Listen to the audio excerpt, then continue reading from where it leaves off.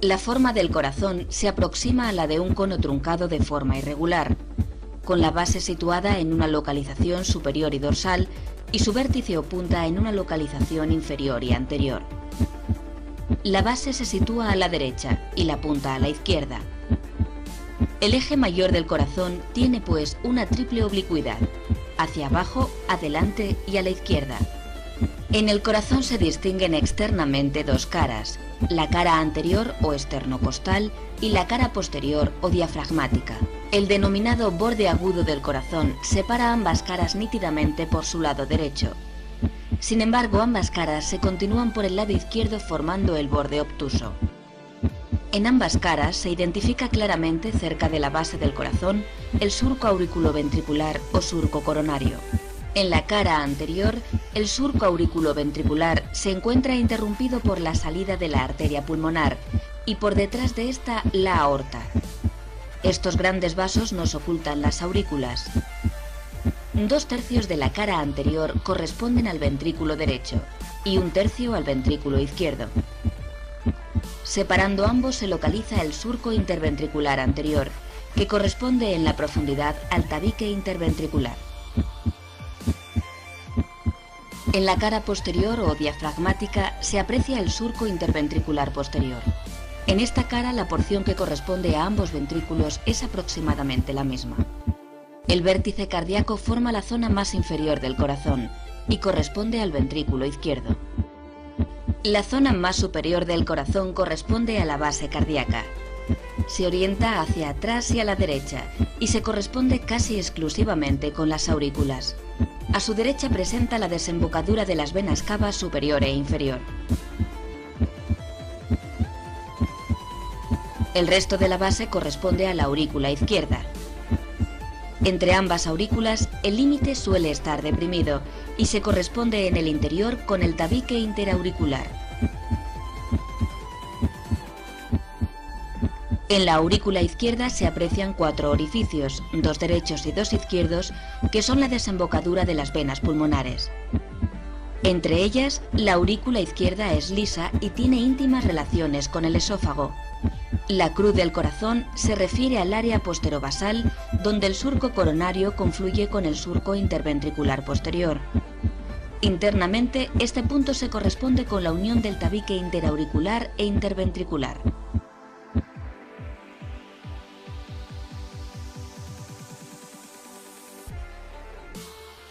El corazón se localiza en el tórax, sobre la parte media del diafragma entre los dos pulmones. El corazón constituye parte del mediastino anterior, junto con el timo, la tráquea y los bronquios principales, izquierdo y derecho. Su base se encuentra delante de la cuarta y quinta vértebras dorsales, el esófago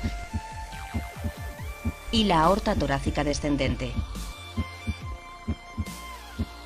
El impulso apical o de la punta cardíaca puede palparse en el cuarto o quinto espacio intercostal, cerca de la línea medioclavicular. 1/3 del corazón está a la derecha de la línea media y 2/3 a la izquierda. El tamaño y peso del corazón varía considerablemente dependiendo de la edad, el sexo, la altura del sujeto, la grasa epicárdica y el estado de nutrición general. Por término medio, el corazón pesa unos 325 gramos en el hombre y unos 275 gramos en la mujer. Anteriormente, el corazón se dirige hacia las estructuras óseas esternocostales, contactando con ellas en su porción más apical. En el resto se interponen parte del pulmón y las pleuras. Lateralmente está en relación con la cara mediastínica del pulmón correspondiente, donde deja su huella, más marcada en la cara medial del pulmón izquierdo. Por su parte inferior, el corazón está en estrecha relación con el diafragma a través del ventrículo derecho.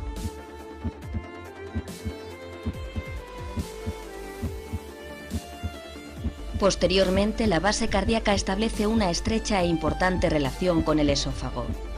Este discurre entre la desembocadura de las venas pulmonares derechas e izquierdas. Esta proximidad facilita la exploración cardíaca transesofágica, empleando sondas ultrasónicas específicamente diseñadas para este fin.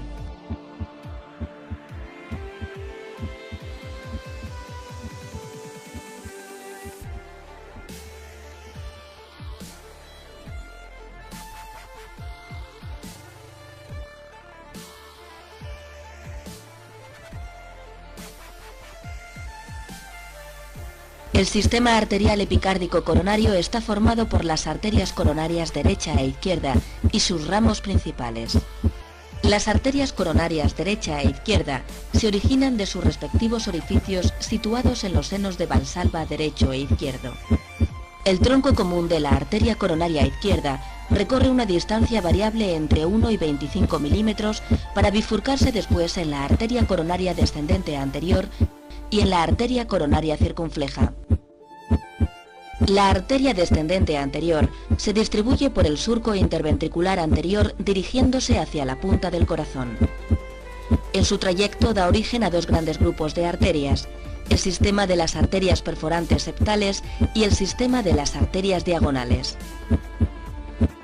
Como resultado de esta segmentación, la arteria descendente anterior será responsable de la irrigación del miocardio ventricular izquierdo anterolateral, apical, septal medio y anterior. La arteria circunfleja se distribuye por el surco auriculoventricular hacia la izquierda y hacia atrás. A lo largo de su trayecto da origen al sistema de arterias obtusas marginales y posterolaterales. Estas arterias se distribuyen perpendicularmente a la arteria circunfleja a lo largo del borde obtuso del corazón, su cara lateral y su cara posterior, hasta cerca del surco interventricular posterior. La arteria circunfleja será responsable de la irrigación de la cara lateral del ventrículo izquierdo y en mayor o menor importancia de su cara posterior, dependiendo del desarrollo de los ramos posterolaterales derechos y del origen de la arteria descendente posterior. La arteria coronaria derecha discurre por el surco interventricular en dirección posterior y hacia la derecha, originando a pocos centímetros de su trayecto la arteria del cono que irriga la porción más distal del infundíbulo ventricular derecho y la salida de la arteria pulmonar. Aproximadamente en el inicio del tercio medio del trayecto de la arteria coronaria derecha se origina la arteria marginal aguda, que distribuyéndose por el margen agudo del corazón es responsable de la irrigación del ventrículo derecho. Al alcanzar la cruz cardíaca, la arteria coronaria derecha se suele ramificar en la arteria descendente posterior y en los ramos posterolaterales derechos, estos últimos en número variable y de mayor o menor desarrollo. La arteria descendente posterior se distribuye por el surco interventricular posterior en dirección craneocaudal buscando la punta del corazón y originando el sistema de las arterias descendentes posteriores, responsables de la irrigación del tercio más posterior del tabique interventricular. La arteria coronaria derecha es responsable de la irrigación del miocardio ventricular derecho, miocardio ventricular izquierdo posterior y septal posterior. A través de la arteria del nodo sinusal y de la arteria del nodo auriculoventricular, la arteria coronaria derecha irriga elementos fundamentales del origen y conducción del impulso eléctrico. En un 50% de los casos, la arteria del nodo sinusal se origina de la arteria circunfleja. Se reconocen en el corazón tres grandes sistemas de drenaje venoso: el seno coronario y sus venas tributarias, las venas ventriculares anteriores derechas y las venas de Tevesio. El seno coronario se localiza en el surco auriculointerventricular posterior, cerca de la cruz del corazón. En él fluye la sangre venosa procedente de la gran vena cardíaca, de la vena cardíaca media, de la pequeña vena cardíaca, de las venas posteriores del ventrículo izquierdo y de la vena oblicua auricular izquierda o vena de Marshall. El seno coronario recoge predominantemente la sangre procedente del ventrículo izquierdo, drenándola en la aurícula derecha cerca de la desembocadura de la vena cava inferior. La vena interventricular anterior discurre por el surco interventricular anterior, ascendiendo paralela al trayecto de la arteria coronaria descendente anterior. Al alcanzar el surco auriculoventricular, tuerce a la izquierda y se dirige posteriormente por el surco, recibiendo en este punto el nombre de gran vena cardíaca. Existen de 2 a 4 venas anteriores cardíacas que drenan el miocardio ventricular derecho anterior.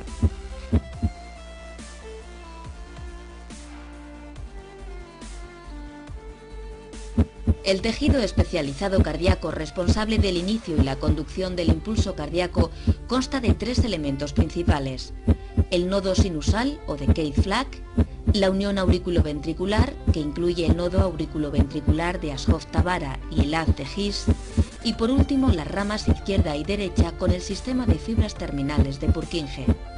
El nodo sinusal es una masa ovalada de 1 a 2 centímetros de largo y medio centímetro de ancho. Se localiza a nivel subepicárdico en la unión de la vena cava superior y la aurícula derecha. Posee una función predominante en la formación del impulso cardíaco. Sus células especializadas se despolarizan espontáneamente y a una frecuencia superior a lo que lo hacen otras células dotadas de automatismo y localizadas en porciones más inferiores del sistema de conducción. Los tractos intraatriales específicos para la conducción del impulso desde el nodo sinusal hasta el nodo auriculoventricular son 3. El tracto anterior o de Bachmann, el tracto medio o de Beckenbach y el tracto posterior o de Thorel. El tracto anterior dirige los impulsos desde la aurícula derecha hacia la aurícula izquierda. En la unión auriculoventricular se distinguen dos grandes elementos, el nodo auriculoventricular de Ashov-Thabara y el haz de His. El nodo auriculoventricular de Ashov-Thabara está situado a nivel epicárdico, en la base de la aurícula derecha, en el centro del área delimitada posteriormente por la desembocadura del seno coronario y anteriormente por la inserción del velo septal de la válvula tricúspide. Es una pequeña estructura ovoidea de unos 3 a 5 milímetros. Sus células especializadas son las responsables del retardo del impulso formado en el nodo sinusal antes de alcanzar los ventrículos. El haz de His es la continuación de la porción distal del nodo auriculoventricular. Es una estructura con forma de cordón de unos 2 centímetros de longitud y unos 4 milímetros de diámetro. Desde su origen en el nodo auriculoventricular, el haz de His recorre una pequeña distancia antes de penetrar en el cuerpo y alcanzar el septo membranoso. Unos milímetros más allá, en la unión del septo interventricular membranoso y del septo interventricular muscular, finaliza su recorrido bifurcándose en las ramas izquierda y derecha. En su parte más inferior, el haz de His se bifurca constituyendo las ramas izquierda y derecha. Estas ramas comienzan su recorrido en la cresta del septo interventricular muscular. A unos pocos milímetros de su inicio, la rama izquierda se subdivide en un delgado fascículo anterosuperior y en un grueso fascículo posterior-inferior. La rama derecha es continuación directa del haz de His y discurre por el lado derecho del septo interventricular hasta alcanzar, sin ramificarse, la punta del corazón. La red terminal de Purkinje conecta la porción distal de las ramas y fascículos de conducción, formando una maraña de fibras que se distribuye por el subendocardio de ambos ventrículos.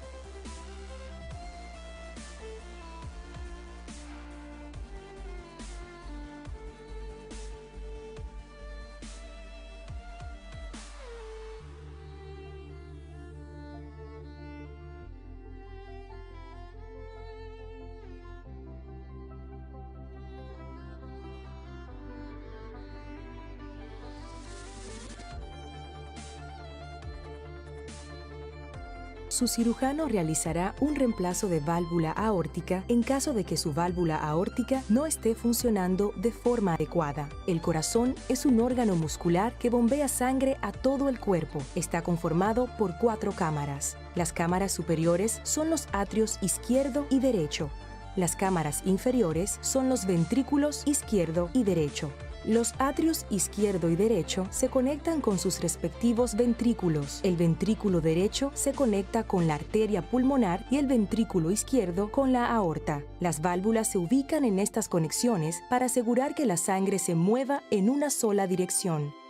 Las partes de una válvula que se abren y cierran son colgajos de tejido llamados valvas. La válvula aórtica se ubica entre el ventrículo izquierdo y la aorta. Cuando el corazón se contrae, la válvula aórtica se abre y la sangre se bombea hacia la aorta. Cuando el corazón se relaja, se cierra para evitar que la sangre regrese al ventrículo izquierdo. Una válvula aórtica normal tiene 3 valvas lisas que se abren ampliamente y se cierra bien. Su válvula aórtica puede tener fugas o ser muy estrecha, lo que ocasiona que su corazón trabaje más e interrumpa su flujo sanguíneo. Una válvula con fugas no cierra por completo, lo que ocasiona que la sangre regrese al ventrículo entre cada latido. Esta condición se llama insuficiencia aórtica. Una válvula aórtica estrecha no se abre por completo, lo que restringe la cantidad de sangre que sale desde el ventrículo hacia la aorta. Esta condición se llama estenosis aórtica. Es posible que haya nacido con una válvula aórtica anormal. Por ejemplo, es posible que su válvula aórtica solo tenga 2 valvas en lugar de 3, de tal modo que no se abren ni cierran adecuadamente. Es posible que su válvula aórtica se haya dañado durante su vida, una condición llamada valvulopatía aórtica adquirida.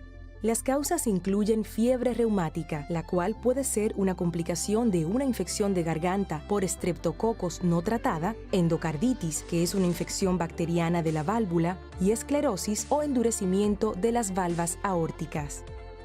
Después de cierto tiempo, una válvula aórtica defectuosa puede ocasionar que los músculos del corazón se agranden y debiliten. Dependiendo de la naturaleza del defecto de la válvula, las paredes del ventrículo izquierdo pueden volverse más gruesas o delgadas de forma anormal, y a la larga, el problema también puede afectar el lado derecho del corazón. Los pacientes con esta condición, conocida como insuficiencia cardíaca, pueden experimentar falta de aliento, dolor en el pecho o angina de pecho, mareos, aturdimiento y/o desmayos, hinchazón en los tobillos, pies y piernas, y fatiga. El reemplazo de válvula aórtica se realiza para devolver a la válvula su funcionamiento normal. Antes del procedimiento, se le colocará una vía intravenosa en el brazo para proporcionarle líquidos y medicamentos. Se le insertará un catéter en la vejiga para drenar la orina. Los reemplazos de válvula aórtica se llevan a cabo bajo anestesia general. Esto significa que usted estará dormido durante toda la operación y que se colocará un tubo por su boca hasta su tráquea para ayudarlo a respirar durante la cirugía. Una vez que la anestesia haga efecto, el cirujano comenzará haciendo una incisión en el pecho. La incisión tradicional se hace en el medio del pecho por encima del esternón. Luego, el cirujano separa el esternón para exponer el pericardio, que es una membrana protectora que recubre el corazón. A continuación, el cirujano abrirá el pericardio para exponer el corazón. En este momento, su corazón será conectado a una máquina de circulación extracorpórea. Se utilizan tubos para redirigir su sangre a esta máquina, la cual se encarga de las funciones del corazón y los pulmones durante la operación. Una vez que la máquina de circulación extracorpórea se hace cargo de dichas funciones, su corazón se detendrá temporalmente y extraerá la sangre en su interior. Esto mantiene quieta la válvula aórtica y le permite al cirujano verla. Su cirujano abrirá la aorta para exponer la válvula aórtica, hará una incisión alrededor del borde de la válvula dañada y la extraerá. Luego, su cirujano suturará con cuidado la válvula de reemplazo en su lugar y cerrará la aorta con puntos. En este momento, se volverá a permitir que la sangre fluya hacia su corazón para revisar la función de la válvula nueva. De ser necesario, se administrará una descarga eléctrica para reanimar al corazón. Una vez que su corazón lata por sí mismo, se le desconectará de la máquina de circulación extracorpórea. Generalmente, se colocarán cables de marcapasos temporales en la superficie del corazón para asegurar que éste mantenga un ritmo normal durante la recuperación. Después de la cirugía, se le llevará a la unidad de cuidados intensivos en donde se le controlarán sus funciones vitales. Seguirá teniendo un tubo respiratorio en su garganta, lo que evitará que hable. se le colocarán varios tubos para drenar la sangre y los fluidos de su incisión, y el catéter de su vejiga seguirá drenando su orina.